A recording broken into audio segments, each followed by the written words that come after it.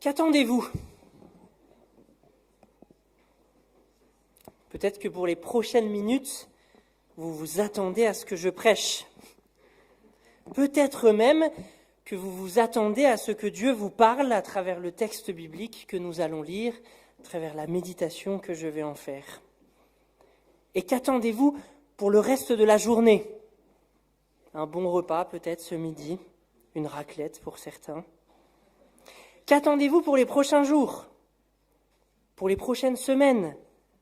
Des beaux cadeaux à Noël peut-être ? Et pour les prochains mois, les prochaines années, ou même pour votre vie entière ? Qu'attendez-vous ? On est parfois exhorté, vous avez sûrement déjà entendu ça plusieurs fois, à vivre l'instant présent, comme si regarder vers l'avenir était moins spirituel. Mais il faut nous rappeler que même s'il y a une part de vrai dans cette exhortation, les chrétiens que nous sommes sont fondamentalement des espérants, pas désespérants, des espérants en 2 mots. Certains sont désespérants, mais tous, nous sommes des espérants. On dit plus facilement que nous sommes des croyants, mais plus que des croyants, nous sommes des espérants, des gens qui sont portés par une espérance et donc par une attente. Et le temps de l'Avent nous le rappelle chaque année. Parce que dans ce temps de l'Avent, chaque année, lors des 4 dimanches avant Noël, nous nous replaçons dans un état de préparation et d'attente de l'incarnation de Dieu, ce que nous fêtons à Noël. Et en faisant ainsi, nous nous souvenons que nous sommes réellement dans une attente. Parce qu'on pourrait se dire, oui, mais on se replace un peu artificiellement dans l'attente de l'incarnation de Dieu, puisque nous n'attendons plus l'incarnation de Dieu, elle a déjà eu lieu. Mais en nous replaçant dans cet état d'attente, nous nous souvenons que nous attendons réellement quelque chose, la seconde venue de Jésus, son retour. Et le mot « avant » lui-même signifie cela. Le mot « avant » qui s'écrit « A-V-E-N-T » et pas « A-V-A-N-T », c'est pas « avant Noël ». Le mot « avant » lui-même signifie « venu » ou « avènement ». Avènement, c'est la même racine que ce mot « avant ». Ça vient du latin « adventus », qui traduit le mot grec « parousia », on parle parfois de « parousie ». C'est un mot que les auteurs du Nouveau Testament utilisent à de nombreuses reprises pour parler de la seconde venue de Jésus. Et donc le temps de l'Avent, c'est pas juste une préparation à fêter Noël, ça l'est, mais c'est aussi pour nous préparer à cette attente réelle qui est la nôtre de cette seconde venue, de ce second avant, ce second avènement de Jésus. Et j'aimerais ouvrir justement notre temps de l'Avent par un discours de Jésus dans l'évangile de Matthieu, où il utilise lui-même à plusieurs reprises ce terme parousia, ou donc adventus, avant en latin, où il utilise lui-même ce terme à plusieurs reprises. Et on vivra tout ce temps de l'Avent dans l'évangile de Matthieu. L'évangile de Matthieu nous accompagnera même jusqu'à Pâques. Alors je vous invite aujourd'hui à ouvrir vos Bibles avec moi dans l'évangile de Matthieu au chapitre 24, un chapitre apocalyptique, qui s'inscrit dans le genre littéraire de l'Apocalypse, et qui est donc pas si simple à comprendre, on va y revenir. Je vais lire le verset 3, c'est la question que les disciples posent à Jésus, et ensuite il y a un long discours de Jésus, on n'en lira qu'une partie de 36 à 44. Donc on lit le verset 3, et puis après on saute au verset 36, et on lira jusqu'au verset 44. Comme Jésus était assis sur le mont des Oliviers, ses disciples s'approchèrent, le prirent à part et lui demandèrent « Dis-nous, quand cela, c'est-à-dire la destruction du temple que Jésus vient de prophétiser, quand cela se produira-t-il et quel signe annoncera ta venue, ta parousia, ton adventus, et la fin du monde ?» On saute toute une partie de la réponse de Jésus pour aller au verset 36. « Quant au jour et à l'heure où cela se produira, personne ne les connaît, ni les anges du ciel, ni même le Fils, personne, sauf le Père et lui seul. Lors de la venue du Fils de l'homme, les choses se passeront comme au temps de Noé. En effet, à l'époque qui précéda le déluge, les gens étaient occupés à manger et à boire, à se marier et à marier leurs enfants, jusqu'au jour où Noé entra dans le bateau. Ils ne se doutèrent de rien jusqu'à ce que vienne le déluge qui les emporte à tous. Ce sera la même chose lorsque le Fils de l'homme viendra. Alors 2 ouvriers travailleront côte à côte dans un champ, l'un sera emmené, l'autre laissé. 2 femmes seront en train de tourner la pierre de meule, l'une sera emmenée, l'autre laissée. Tenez-vous donc en éveil, puisque vous ignorez quel jour votre Seigneur viendra. Vous le savez bien, si le maître de maison savait à quelle heure de la nuit le voleur doit venir, il resterait éveillé pour ne pas le laisser pénétrer dans sa maison. Pour cette même raison, vous aussi tenez-vous prêts, car c'est à un moment que vous n'auriez pas imaginé que le Fils de l'homme viendra. Amen. Le texte, la partie que nous avons lue, la partie qui précède que nous n'avons pas lue, est un texte très difficile, qui pose de grandes questions pour lesquelles il n'est pas si facile de trouver une réponse. Et les commentateurs ne sont pas d'accord sur tout un tas de questions importantes pour l'interprétation du texte. Je vais balayer ces difficultés pour que nous comprenions à quel point le texte est difficile et que, même s'il y a certaines certitudes sur lesquelles nous nous appuierons ensuite, il faut être prudent dans l'interprétation de ce texte et ne pas affirmer trop fort des choses trop vite alors que le texte n'est pas si simple. Vous l'avez entendu, les disciples posent une question à Jésus qui suscite tout ce discours de Matthieu 24, dont on trouve des parallèles en Marc 13 et Luc 21, avec quelques variantes. Et dans cette question-là, qui suscite ce grand discours de Jésus, les disciples mêlent 3 événements dans leur question, comme si ces 3 événements qui devaient arriver en même temps. Quels sont ces 3 événements ? Premier, la destruction du temple à Jérusalem, que Jésus vient de prophétiser. Il vient de dire « le temple sera détruit ». Et les disciples disent « mais quand est-ce que ça va arriver ?» Et ils lient à cet événement la fin du monde et le retour de Jésus. Pour eux, c'est 3 choses qui doivent arriver en même temps ou, grosso modo, dans la même période. Donc ça, c'est clair, en tout cas pour les disciples. Mais ce qui est très difficile à comprendre, c'est est-ce que Jésus, dans sa réponse, dans sa longue réponse, continue lui aussi de mélanger ces 3 événements ? C'est pas si simple. On a l'impression à certains versets que Jésus introduit des distinctions entre la destruction du temple, la fin du monde et son retour. Mais c'est pas si net. Quand, dans son discours, Jésus parle-t-il de la destruction du temple ? Quand parle-t-il de son retour et de la fin du monde ? Parce que nous savons que c'est des événements distincts. La destruction du temple a déjà eu lieu en 70 par les Romains, alors que la fin du monde et le retour de Jésus n'a pas encore eu lieu. Donc il y a une distinction, mais comment Jésus distingue ? Quand est-ce qu'il parle de l'un ? Quand est-ce qu'il parle de l'autre ? C'est très difficile. C'est très difficile à répondre à cette question. Il y a certains commentateurs qui pensent que Jésus parle de la destruction du temple des versets 4 à 35, que nous n'avons pas lus, c'est les versets que j'ai sautés, et qu'ensuite, dans le texte que j'ai lu, 36 à 44, Jésus parlerait de son retour et de la fin du monde. Pour d'autres commentateurs, Jésus passe de l'un à l'autre sans cesse, et c'est presque pour chaque verset qu'il faut se demander, est-ce qu'il fait référence à la destruction du temple ou à la fin du monde et à son retour ? D'autres encore, ça va peut-être vous paraître étonnant, mais ils ont de bons arguments pour défendre ça.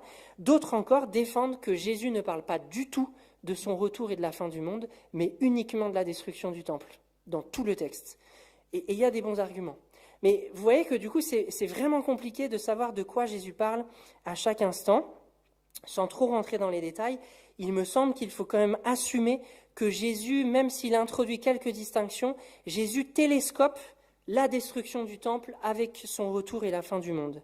Pourquoi ? Puisque ce sont des événements qui n'ont vraiment pas eu lieu en même temps. Très certainement parce que le jugement d'Israël, qui se manifeste par la destruction du temple à Jérusalem, est une sorte de préfiguration du jugement du monde, de toutes les nations, qui aura lieu lorsque Jésus reviendra. C'est comme si le jugement d'Israël annonçait le jugement de toutes les nations lors du jugement de la fin du monde, lors du retour du Christ. Autre difficulté du texte qui est moins problématique parce qu'elle est plus localisée, dans les versets 40 et 41 que j'ai lus, on nous dit qu'un ouvrier sera emmené, l'autre laissé. Parmi 2 femmes qui font tourner la pierre de meule, une sera emmenée, l'autre laissée. Comment comprendre ? Ceux qui sont emmenés sont-ils ceux qui sont sauvés et donc rassemblés auprès de Jésus qui revient ? Ou bien est-ce ceux qui sont jugés qui sont emportés, comme lors du déluge ? C'est ceux qui étaient jugés qui ont été emportés par les eaux.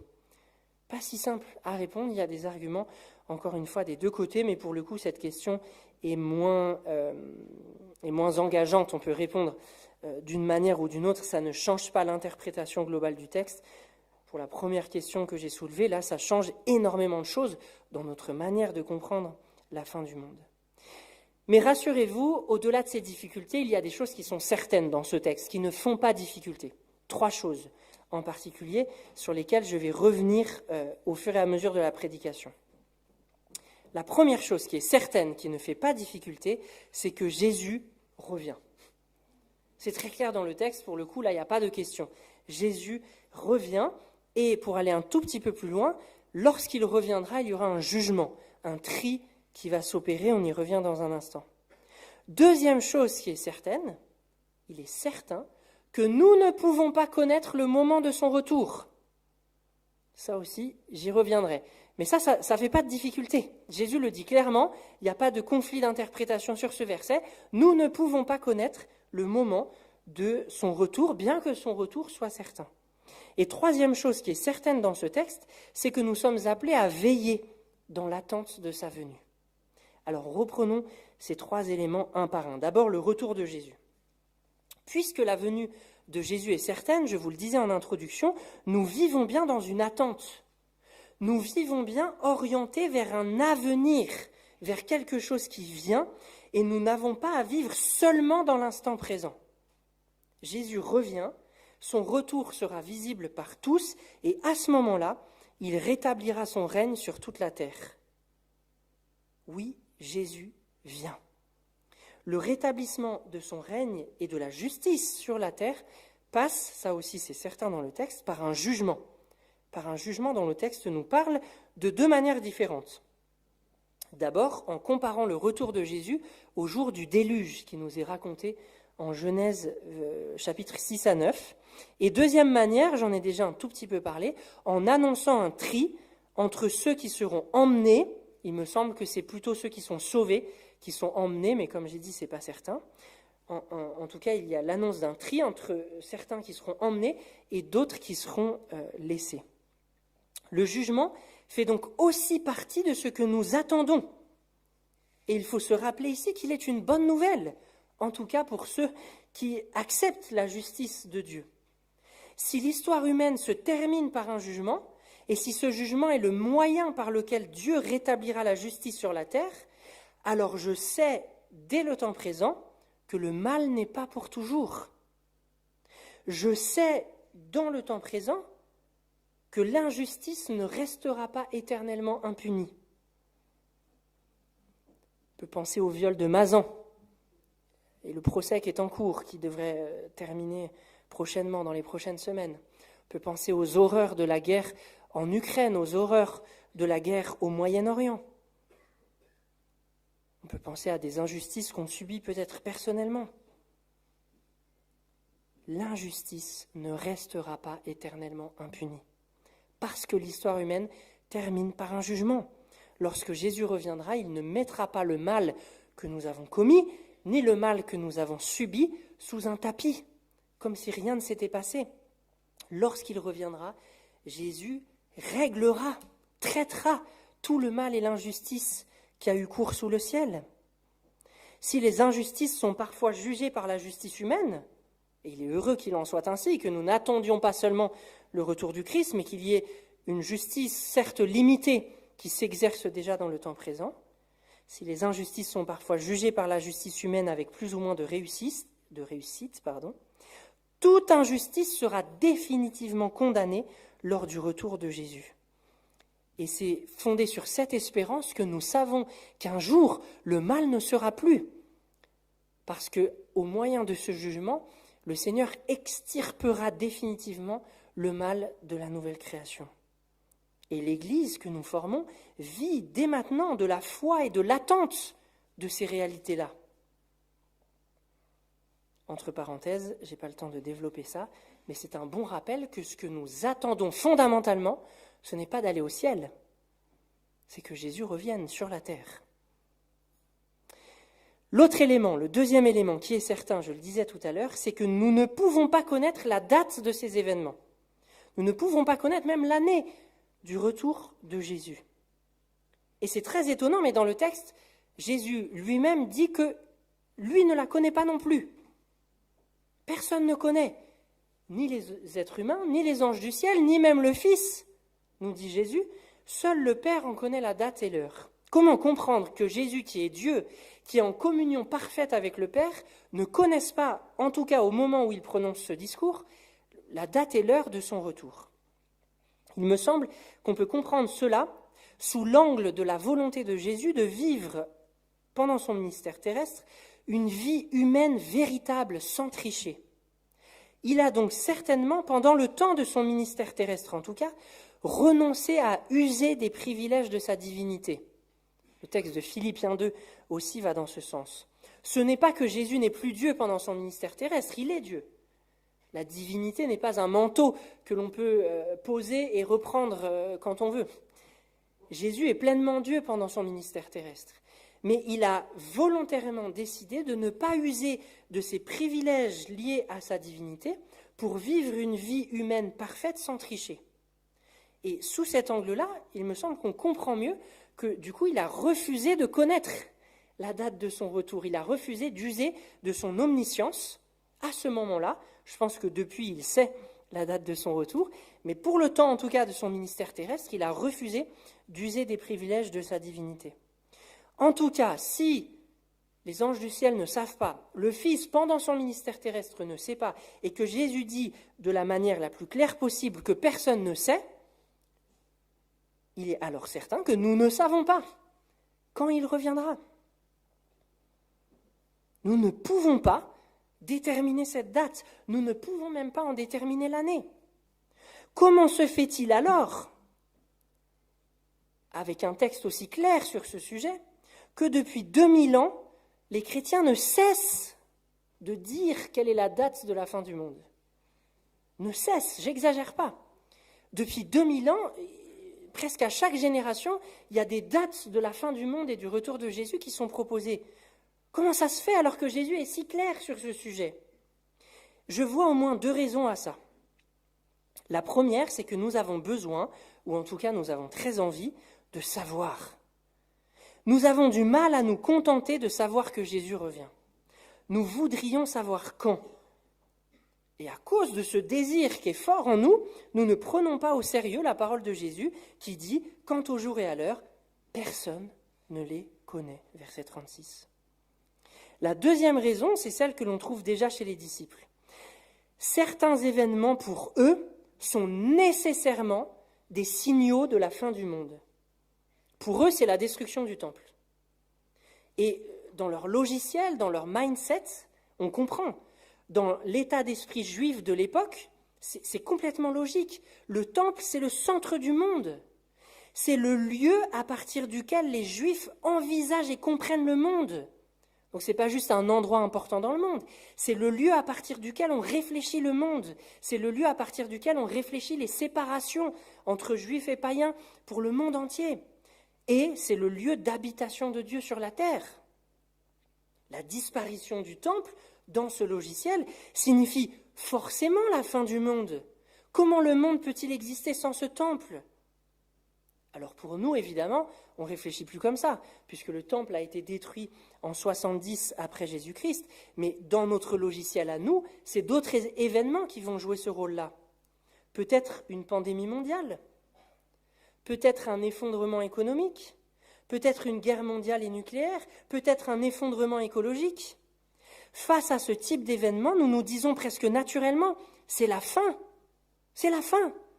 Parce que nous n'arrivons pas à imaginer comment le monde pourrait continuer à fonctionner après de tels événements. De la même manière que les disciples n'arrivaient pas à imaginer que le monde puisse continuer à tourner sans le temple. C'était inimaginable. Et nous aussi, nous avons ces événements-là pour lesquels c'est inimaginable que le monde continue à tourner après ça.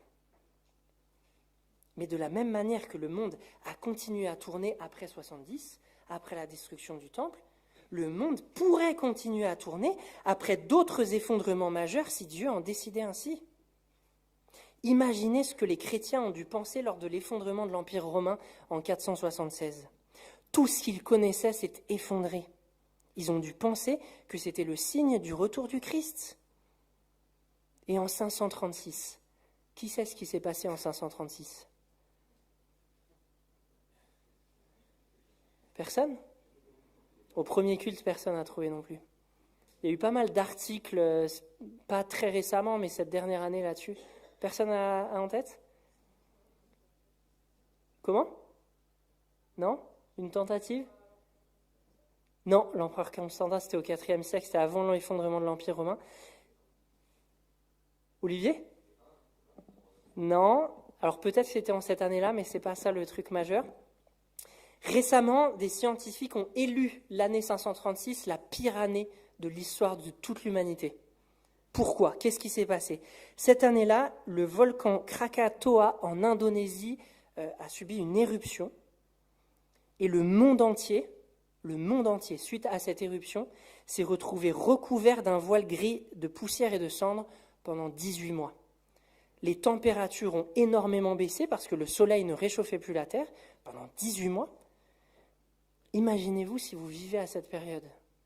Qu'est-ce que vous pensez ? C'est la fin du monde. Comment le monde va-t-il continuer à tourner après ça ? Je saute, parce qu'on peut dire ça presque tous les 100 ans, des fins du monde comme ça. Au XVIe siècle, à l'époque de la Réforme, tout le monde pensait que c'était la fin du monde, que le Christ allait revenir, c'était imminent. Pourquoi ? Parce que c'était une période d'instabilité majeure. Et le monde était tellement instable que les chrétiens pensaient que c'était la fin du monde. Et plus récemment, pendant la Deuxième Guerre mondiale, avec le culte de la personnalité d'un Adolf Hitler ou d'un Staline, les chrétiens ont pensé que c'était la fin. Et je pense que si j'avais vécu à cette période, j'aurais pensé que c'était la fin, que l'Antichrist était là. Mais non, leurs empires se sont effondrés, l'Europe et l'Occident s'est reconstruit, et le monde a continué à tourner. Ce n'était pas encore la fin. Malgré notre désir de savoir et malgré l'association que nous faisons entre certains événements et la fin du monde, nous devons accepter la parole de Jésus. Nul ne sait. Nul ne sait. Et nous avons à veiller à ne pas nous laisser séduire par tous ceux qui, aujourd'hui encore, continuent d'annoncer avoir déterminé la date ou au moins l'année du retour de Jésus. Ne nous laissons pas séduire. Nul ne sait. Nul ne sait et tout le monde s'est trompé depuis 2000 ans. Acceptons cette parole du Christ. Nous devons assumer de vivre dans une forme de dualité entre savoir et non-savoir. Nous devons assumer de ne pas tout savoir. Nul ne peut dire si Jésus revient dans 10 minutes, l'an prochain ou dans 300 ans. Personne ne peut le dire. Et en même temps, nous devons être fermes sur les choses que nous savons. Jésus vient et il jugera le monde. Et nous sommes appelés à vivre de cette dualité entre savoir et non-savoir. Et en réalité, même si cette dualité est très inconfortable, je crois qu'elle est au fond bonne pour nous. Parce que cette dualité fonde la veille dans laquelle nous sommes appelés à vivre, la veille à laquelle Jésus nous appelle, et c'est le troisième point qui est certain dans ce texte. Jésus compare le caractère imprévisible de son retour au caractère imprévisible d'un cambriolage.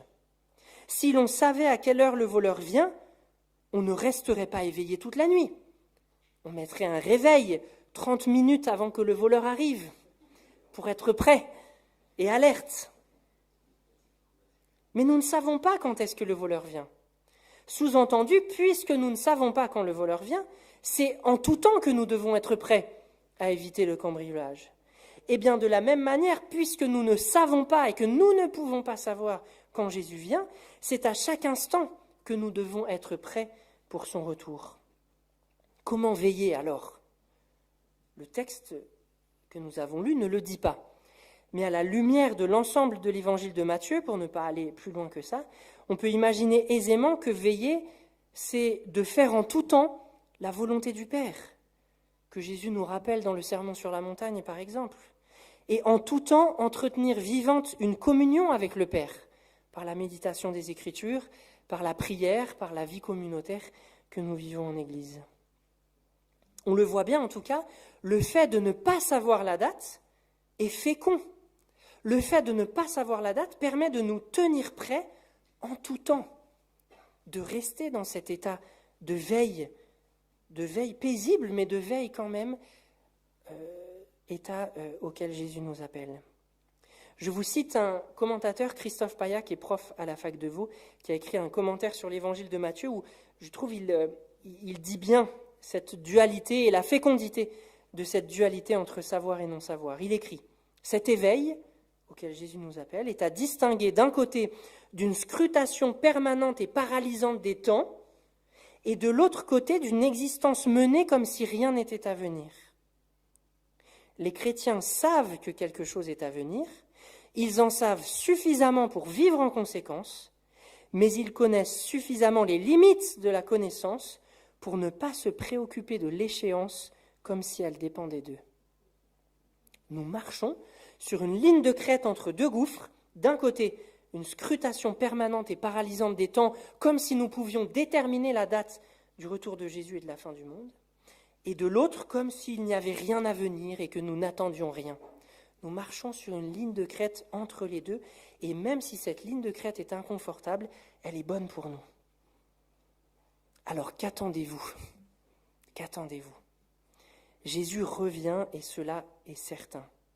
Nous ne savons pas quand, mais nous savons pourquoi. Pour établir pleinement son règne de justice et de paix sur la terre, pour juger le mal et pour restaurer toute chose. Et cette promesse est une espérance vivante, un appel à la veille. Veiller, ce n'est pas vivre dans la peur ou la spéculation de la date de la fin, mais dans une confiance active. Veiller, c'est répondre à l'appel de Jésus à faire la volonté du Père, à aimer, à servir, à prier et à persévérer. Face aux horreurs du monde, face aux injustices, face aux conflits et à la disharmonie entre les êtres humains, ne vivons ni blasés, ni comme des illuminés, mais vivons comme des témoins du Christ ressuscité, prêts à l'accueillir lors de son retour. Oui, Jésus vient. Amen. Je vous invite à quelques instants de silence.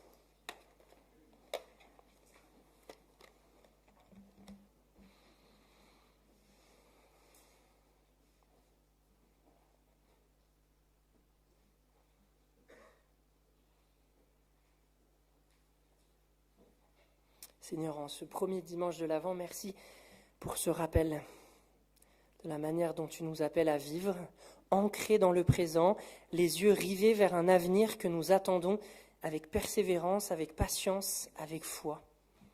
Seigneur, donne-nous de marcher sur cette ligne de crête avec fidélité, de vivre nourris de cette foi et de cette espérance en ton retour et en ton jugement, cette espérance en la fin de tout mal sur la terre et en nous. Mais Seigneur, donne-nous de vivre avec confiance sans chercher à spéculer ou à nous laisser séduire sur les dates possibles de ton retour. Donne-nous de vivre paisiblement dans cette confiance active et d'être vigilants, d'être en veille. Donne-nous par l'Esprit que tu as déposé en nous de faire la volonté du Père, d'aimer, de servir, de témoigner, d'être des témoins vivants que tu viens, que cela est certain, de nous d'aligner toute notre vie à cette espérance en ton retour sur la terre. Amen.